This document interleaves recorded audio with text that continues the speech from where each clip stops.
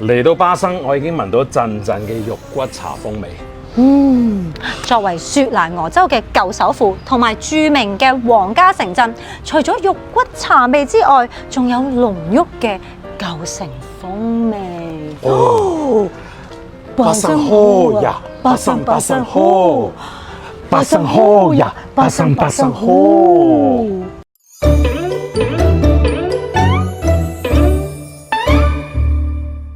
嗱，如果有睇過《巴生 Anthem》巴生榮耀之歌 MV 嘅朋友咧，你一定會認得我身後面呢一幅牆嘅。係啦，嚟到巴生點會唔去巴生橋度打卡啊 3P 都有唱啦，來者都是客，畢竟巴生喝。你拿我們沒轍，這是巴生的原則。巴生後呀，巴生後，巴生後呀，巴生後。嗱，呢一條咧就係嚟巴生必經嘅巴生河啦。而呢一度咧就係巴生橋啦，係建於1957年，咁係馬來西亞第一條嘅雙層橋嚟㗎，全長大概有400公尺左右啦。而對面咧就係皇家巴生清真寺啦。冇錯啦，而呢條巴生橋咧，以前咧樓上咧行車，樓下咧係俾人啊、腳車、摩托行嘅。咁但係後來咧，因為交通太過擠塞啦，政府為咗疏導交通咧，就喺隔離咧起咗一條新嘅橋，咁就可以疏導晒啲車啦。咁所以咧呢一條嘅舊橋咧，上面就冇再俾車行啦，咁但係樓下仍然保留翻個用途嘅。嗱，巴生咧擁有非常悠久嘅歷史喎，開埠比吉隆坡更加早。巴生市咧係位於巴生河嘅兩岸，距離咧大海只有13里，係當年人民最早沿河登陸嘅地點。喺馬六甲王朝時代咧，係原住民居住嘅部落。人民多數咧係從事農業同埋採石業嘅，後來大批中國勞工嚟到南洋求生，巴生咧就成為咗華工進入雪州礦地同埋移民嘅據點啦。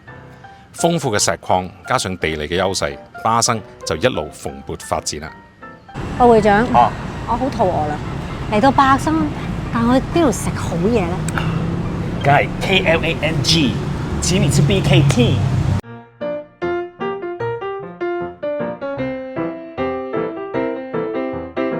據說肉骨茶嘅由來咧，係以前華人嚟到南洋嘅時候，帶咗啲當歸啊、玉竹之類嘅藥材，再加啲本地香料而成嘅。咁德地咧就係全世界最初售賣肉骨茶嘅地方啦。肉骨茶嘅創辦人李文地當初就喺呢度執業㗎啦。呢間超過80年歷史嘅店鋪，而家已經傳到第3代，可以話係最原始嘅味道。知唔知點解咧肉骨茶會叫做白骨地？知少少啦。咁當年咧喺呢個巴生港嘅碼頭咧，就有好多啲華人嘅咕喱啊。咁啊李文地咧就咧整咗熬咗啲肉加骨嘅湯，跟住就俾佢哋補充體力。因為阿地高啊，可能係即係肉骨地咁樣咯。但係地咁福建話係嗲啊嘛，咁所以叫下就叫白骨嗲咯。我原來佢個名嚟嘅喎。冇錯，原來係用佢自己個名做嘅。勁喎呢個咁你有冇發覺咧？呢度咧佢係冇俾豉油啊、辣椒啊、蒜米啊啲嘢。係喎，好似就咁一堆啊。佢係咧咩油條啊、玻璃生啊、豆卜全部都冇買。頭先睇佢個 menu 得4樣嘢嘅啫。大碗排骨、飯同茶。係啦，即係其實就係真係食骨嚇，但係佢好濃。好濃咯，睇到佢張住晒㗎，啲膠好勁啊！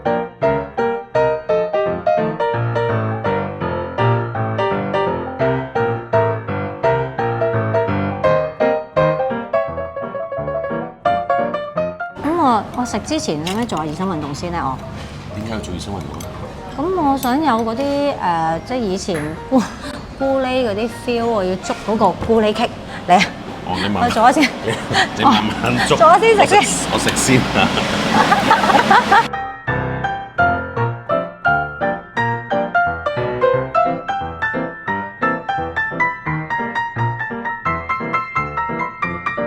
哇！真係幾好味，唔錯，個口都仲有嗰種好濃郁嘅味。係喎，嗬。係啊。豉油係好靚喎。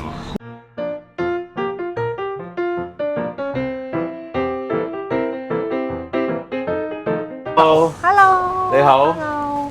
我哋想知道你哋有冇賣肉骨茶包咧？呢啲係你哋哦，你已經自己執嘅。執定咗㗎啦。哦成個材料，哦，一包有一袋有10包啦。喂，呢個都應該係一細包去煮1 kilo。呢個應該都係好傳統口味喎。一包可以煮1 kilo。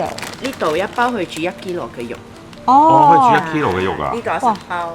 如果你要飲多啲湯嘅話，就齋2包。呢度係有肉粥啦、甘草、川芎、黨參、八角、桂皮、胡椒、牛七、小茴、陳皮、當歸。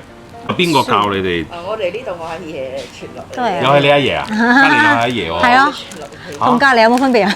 你阿爺識唔識佢阿爺有咧？些少唔同啦，你阿爺識唔識佢阿爺啊？應該都係識。應該係識啊 friend 嚟㗎應該全部都識㗎雞方嚟嘅。哦，你哋喺度做經營咗幾多年啊？我阿爺到而家應該都超過50年咗。 50年咯。啊，我都30幾歲咗咯。你睇唔出喎。睇唔出睇唔出係啊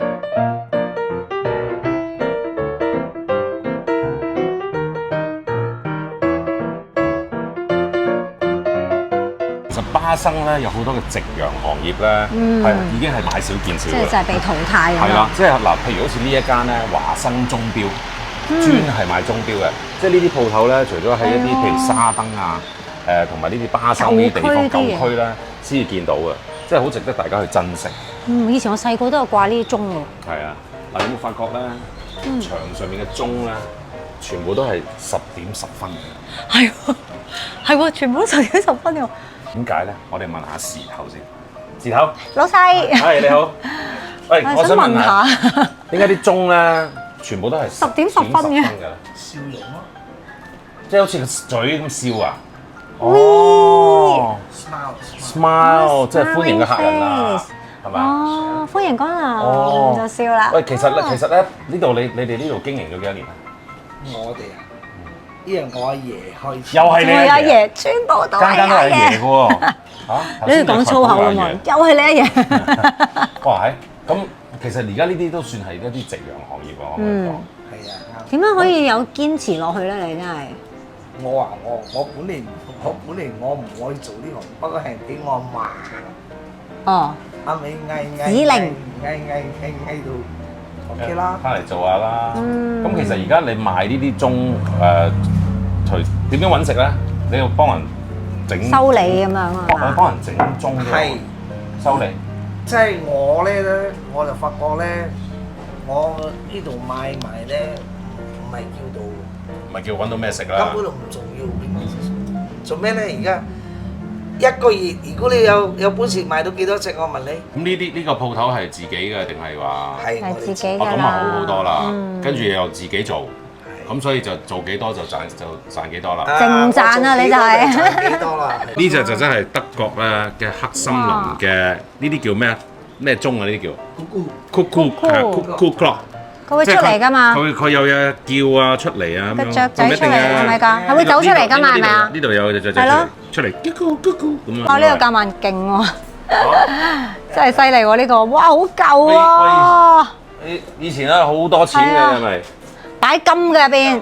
1940幾哇呢年啊！啲真係搬都搬唔走啊！呢啲。哇，係喎，會長10點10分仲有一樣嘢㗎，係咪啊？就係10全10美啦。都係好意頭啊！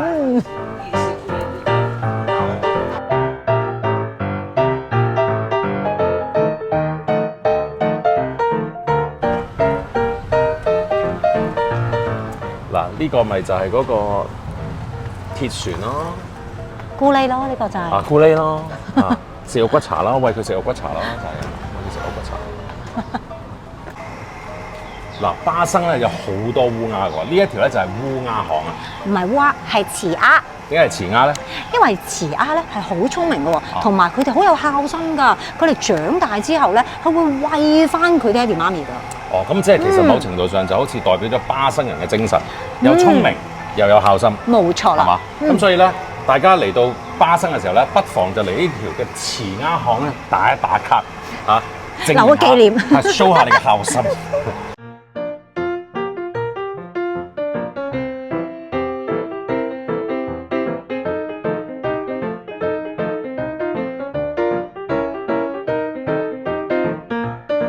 嗱，嗱，其實嚟到巴生咧，就係一定要嚟呢一個嘅舊街場或者叫老街啊。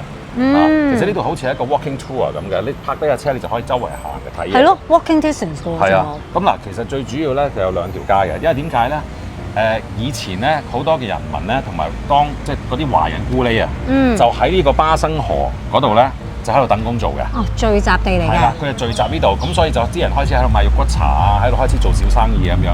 咁其實有一條嘅前街咧，就係百年火車站嗰度叫前街啦。咁嘅另外一條後街咧，就係頭先我哋食肉骨茶，永安藥店啊，跟住呢個華生鐘錶啊，嗰條就叫後街啦，係啦。咁呢度咧，呢條咩街？呢度咧好明顯咧，你見到咁多嘅印度嘢，呢個係印度街。哦，唔怪之得真係好多喎，係嘛？但係都有啲中國會館咁樣嘅喎。其實都好 mix 㗎啦。呢個唯一一個特別地方咧，就係你聞唔到有咖喱味嘅。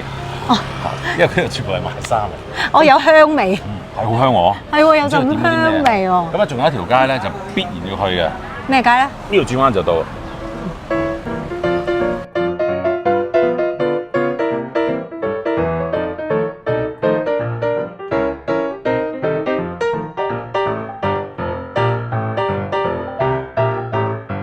嗱，壁畫街咧就唔係檳城獨有嘅喎，其實咧喺呢一個嘅 Klang 巴生咧都有呢一條嘅 3D 壁畫街，仲要係全部都係野生動物嚟㗎。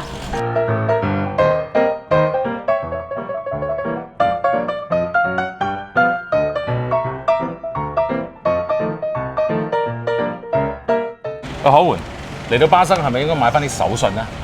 準備咗啦，已經。巴生河呀，巴生河。嗱，今集咧就到此為止啦。如果大家想知更多有關於巴生嘅資訊，就留意下一集嘅馬來西亞咗啦。巴生河呀，巴生河，巴生河呀，巴生河。